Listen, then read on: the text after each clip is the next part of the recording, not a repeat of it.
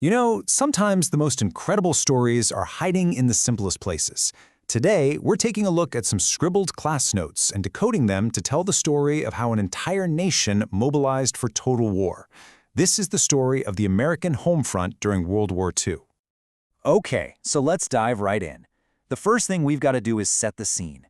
I want you to imagine a world that's already on fire. Empires are clashing in this brutal, globe-spanning fight for dominance.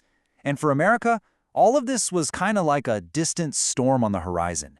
A storm that was about to make landfall in a big way. And then, bam!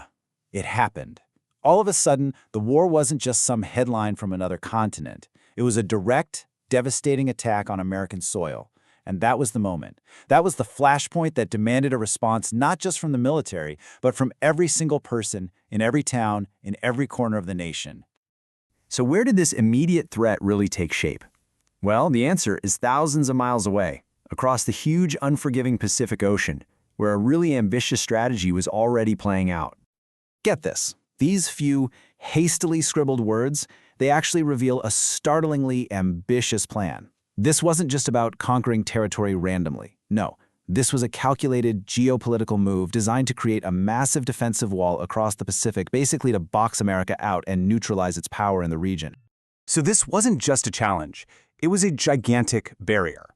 To have any hope of breaking through it, the United States was going to have to pull off the largest amphibious assault in all of human history. A really desperate, bloody, island-by-island campaign across a hostile ocean. And when you look at a timeline like this, don't just see a series of dates. What you're really looking at is a testament to sheer grit. This was a grueling 5-year struggle that would push an entire society to its absolute limits. Which brings us to the big question, right? How on earth could a nation possibly meet such a monumental challenge? The answer, and this is what's so fascinating, wasn't just going to be found on the battlefield. It would be forged right in the heart of America itself, in its factories, its kitchens, and its communities. The solution was a feat of industrial and social engineering on a scale that nobody had ever seen before. It was all built on 3 absolutely crucial pillars, and every single one was powered by the collective will of the American people. So think of these 3 pillars like the legs of a stool. You need all 3 for the war effort to even stand up. Because look, you can't just decide to build tanks and planes. You have to first build a nation that's capable of building them, funding them, and then sustaining that effort for the long haul. Okay, pillar number 1. You had to get everybody on the same page. Before a single factory could start making war materials, the government had to make absolutely sure that every American, from Maine to California, was united behind one single purpose: winning the war. And this was about way more than just giving people news updates. This was about crafting a powerful national story, a story of good versus evil, of freedom versus tyranny, that inspired every citizen to see their own personal contribution as absolutely vital to the fight. But then there's the money.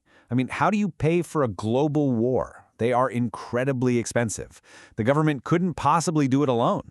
It had to tap into the financial power of its own citizens, and in doing so, it turned every single person into a direct stakeholder in the war.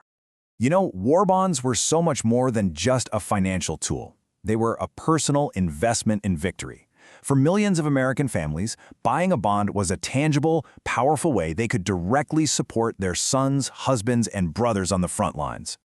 And that brings us to the third pillar, the one you could literally see and hear, the roaring engine of the war machine, American industry. I mean, factories that once built cars were now churning out tanks, shipyards worked 24/7. The nation literally transformed itself in what became known as the arsenal of democracy. But, and this is a big but, this industrial miracle came at a steep price for people at home. To fuel that massive war machine, everyday life had to change, and change dramatically.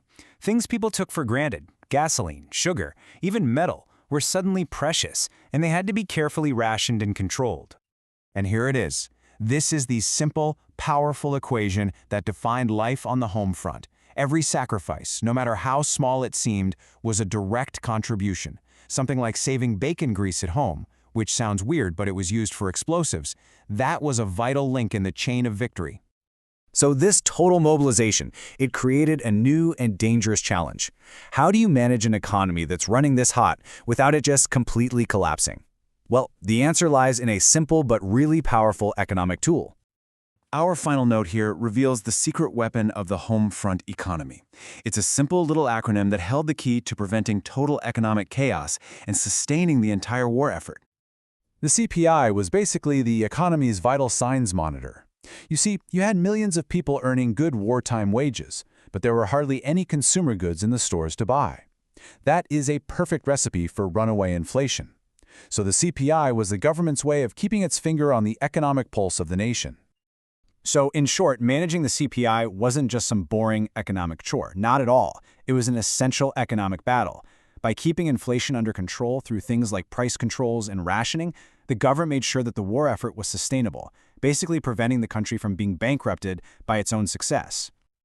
When you put it all together, these simple notes reveal a pretty profound truth.